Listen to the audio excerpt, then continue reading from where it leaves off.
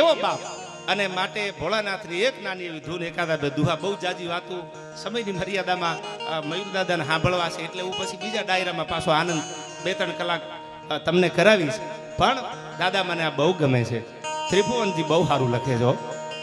આ દીકરી બેઠા છે એટલે કીધું સતીના વિહામાં છે આયા અને બાગડતા બાગડતા બાગડતા બાગડતા જુનાગઢમાંથી ઘોડા નીકળી ગયા ઉપરકોટમાંથી બાપુ સાંભળજો આબરૂ વાલી હતી શિયાળ વાલું હતું અને કીધું ઓલા ઘોડા હાંકવા વાળાને ઉતાવળા હાંક મારી આબરૂ સલામત નથી પાટણપતિએ જુનાગઢ જીતી લીધું છે અને મારો રાખ ખેંગાર દુનિયામાં છે નહીં હવે પણ ત્યાં તો ધુમા પણ બાગડતા બાગડતા બાગડતા બાગડતા હરણેના ઝાડા ફાટે ઘોડાના નાખવાના ફડર ઉપડાર ફડર ઉપડાર ફડર ઉપડાર ફડર ઉપડાર થતા આવે બાપુ હવે સાંભળજો દુશ્મનની ફોટ લગો લગાવી ગઈ મરણ મેવાડા તણું આજ પીઠિયા આવે પાણી ખૂંદતું પછી આમ પાછું વળીને જોયું ને ત્યાં તો એમ થયું હવે આબરૂ ને જીવતરને જાજુ છેટું નથી કરવું શું ત્યારે ઓલા ઘોડાને ઠબકો દીધો આ દેશની દીકરીઓ તમે જુઓ આવી વાતો તમારી દીકરી કે દીકરા મીડિયમ ઇંગ્લિશમાં ભણતા હોય અને થ્રુ આઉટ ઇંગ્લિશ બોલતા હોય ત્યારે ખાંજે બેહીને આવી વાતો સાંભળાવજો તેને ખબર પડે કે આપણી ગુજરાતમાં કેવી સતીઓ જેવી દીકરીઓ જન્મી છે આયા બાપુ ઇન્દોરમાં તમને કદાચ ખ્યાલ છે ઇન્દોરમાં મેં તો વાંચ્યું છે અહલ્યાબાઈ હોલકર થઈ ગયા અને બાપુ અહલ્યાબાઈ હોલકરે ઘણા આપણા મંદિરોના જીર્ણોદ્ધાર કર્યા છે ઘણા નદીઓના ઘાટ બંધાવ્યા આવી દીકરીઓને આપણે ગૌરવ લેતા હોય અને એમાં બાપુ વઢવાણના ઝાલાવાડની ધરતી વઢવાણના પાદરમાં ઘોડા પૂગ્યા ત્યાં તો ઠબકો આપ્યો કે તરવરિયા તોખાર તારું હૈયું ફાટ્યું નહીં હસલા હવે તો મરતા રા ખેંગાર મારે ગામતરા ગુજરાતના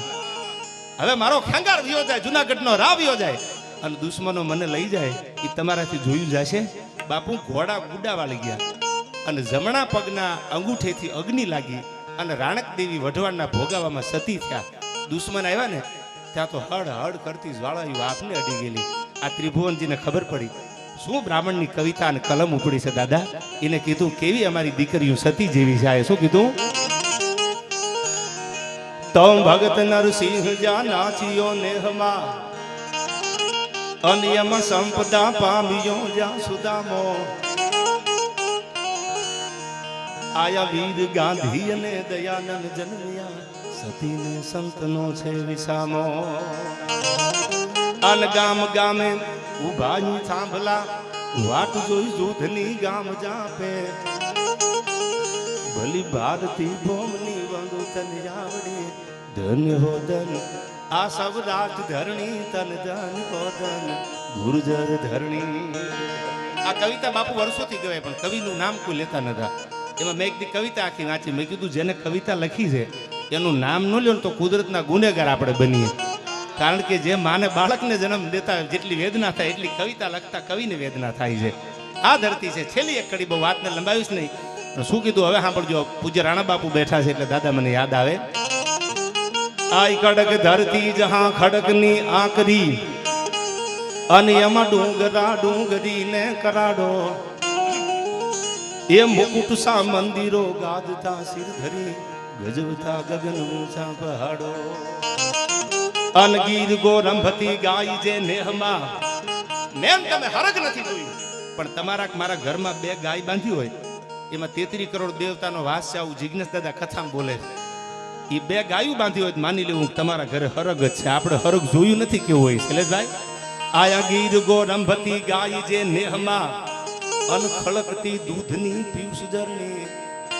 એ બાપુ અમૃત જેવા દૂધ હવારમાં પરોડીએ દોવાતા હોય એ દૂધના પછી ભગવાન ભોળાનાથના શિવલિંગ ઉપર દાદા અભિષેક થતા હોય આવું આપણું આ ગૌરવંતું ગુજરાત આવું ત્રિભુવન ગૌરીશંકર વ્યાસ લખે છે કે ગીર ગોરંભતી ગાય જે નેહમાં અનખળકતી દૂધની પીયુષ ઝરણી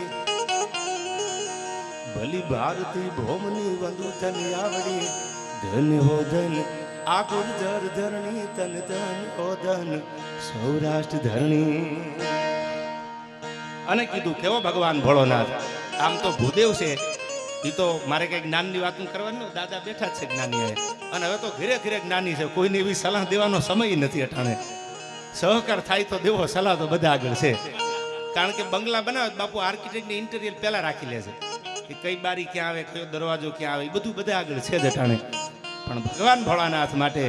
મને જે શ્રદ્ધા છે દુનિયાનો બાપ કીધો છે અને દેવનો દેવ મહાદેવ શું કીધું તો નમામિ સમી શાન નિર્વાણ રૂપમ